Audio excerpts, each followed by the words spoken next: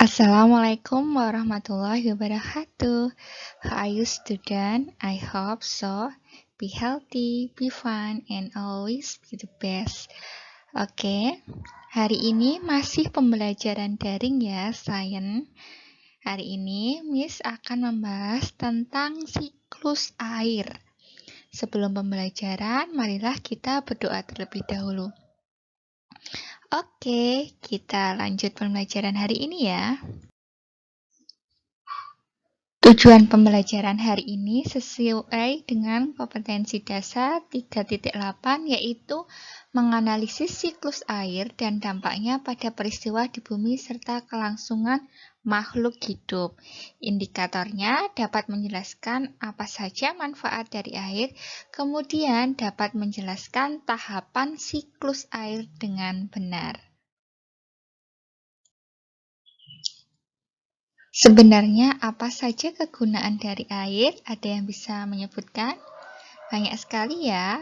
Untuk manusia sendiri, kita membutuhkan air untuk minum, kemudian untuk memasak, mencuci, atau untuk pembangkit listrik tenaga air yang menghasilkan nanti listrik. Selain itu, kegunaan air masih banyak lagi ya. Ini Miss sudah rangkumkan ya fungsi air untuk tumbuhan, hewan, dan manusia. Untuk tumbuhan sendiri, sebagian ada yang sebagai tempat hidup, kemudian melarutkan zat hara dan alat transportasi zat hara dari tanah ke seluruh tubuhnya. Kemudian pada proses fotosintesis juga membutuhkan air. Fungsi air bagi hewan, ada yang untuk minum, untuk produksi susu, ada juga misalnya ikan di sini, tempat hidupnya, membersihkan tubuhnya, dan alat perlindungan atau senjata tersembunyi, misalnya ini hewan-hewan di laut. Kemudian bagi manusia tadi sudah disebutkan ya, keperluan rumah tangga, bahan utama kegiatan industri, sarana rekreasi dan olahraga, kemudian untuk pertanian dan peternakan, dan ada juga misalnya di laut itu untuk transportasi, menggunakan transportasi berupa air. Ya. Dalam kehidupan sehari-hari, kita sering menggunakan air, baik manusia, tumbuhan, dan hewan. Tapi, mengapa ya air tidak akan habis walau sering digunakan? Ada yang tahu jawabannya? Ya, benar. Karena air yang ada di permukaan bumi selalu tetap. Hal ini karena air mengalami siklus air. Apa sih yang dimaksud dengan siklus air? Yaitu proses perputaran air yang terjadi secara terus-menerus dari permukaan bumi ke atmosfer dan kembali lagi ke permukaan bumi. Namanya siklus berarti berulang ya. Nah, ini siklus satu aliran. Nanti akan membentuk air kembali. Kita akan belajar siklus air satu persatu ya. Kita mulai. Perhatikan pada gambar berikut. Ini secara keseluruhan tahapan dari siklus air. Ini ada evaporasi atau penguapan, kemudian kondensasi atau pengembunan, dan ini presipitasi atau nanti akan turun hujan kembali lagi ke danau, sungai, dan ke laut. Kita bahas satu persatu. Yang pertama yaitu evaporasi. Evaporasi itu apa ya? Kata kuncinya yaitu penguapan. Air terkena panas matahari akan mengalami penguapan. Nah, air di permukaan bumi mengalami penguapan ini karena adanya panas matahari. Selanjutnya, uap air ini akan menuju ke atas atau menuju ke atmosfer. Perjalanan selanjutnya, di atmosfer ini terjadi kondensasi atau pengembunan. Uap air mengalami pengembunan dan membentuk adanya awan. Nah, di atmosfer suhunya dingin ya, makanya terjadi uap air ini menyentuh titik-titik embun. dan membentuk awan. Nah, selanjutnya, proses yang keempat, awan ini akan semakin tebal, mengandung banyak titik-titik air, dan nantinya akan terjatuh ke permukaan bumi dalam bentuk hujan ataupun salju. Proses ini disebut dengan presipitasi. Ingat ya, presipitasi ini berarti sudah turun hujan atau salju.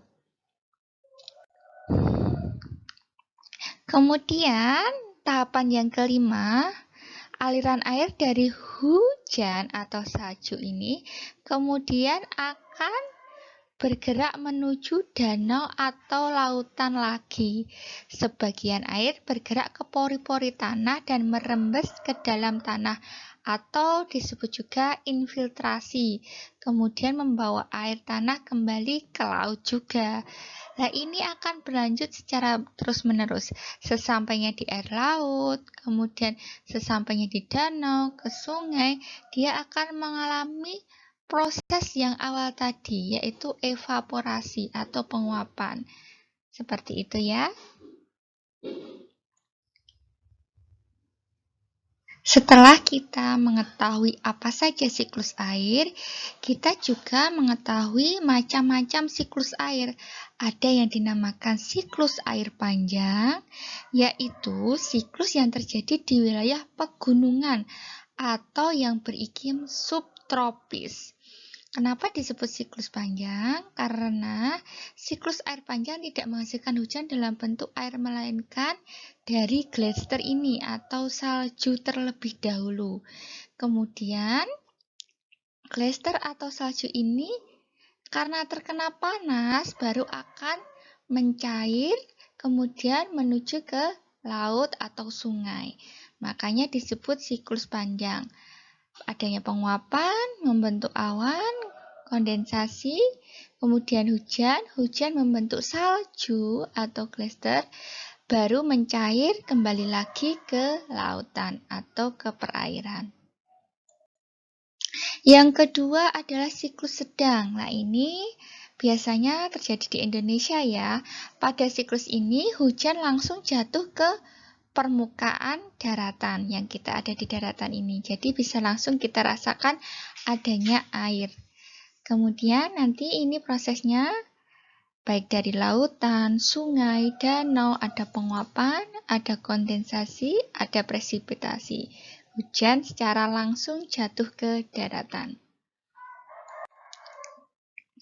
Untuk siklus yang ketiga yaitu siklus air pendek. Pada siklus air pendek, uap air di sini terbentuk menjadi awan, segera mendingin atau ini membentuk kondensasi, turun sebagai hujan di kawasan laut. Jadi ini siklusnya sangat pendek ya. Dia langsung ke lautan untuk setelah hujan ini ke laut kembali airnya. Makanya disebut siklus pendek.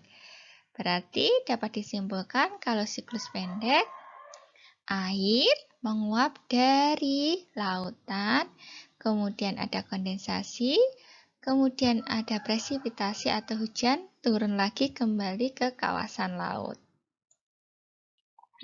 Apa yang dapat kita simpulkan untuk pembelajaran hari ini? Nah, ini adanya siklus air ya. Air senantiasa tidak habis karena tersedia di bumi.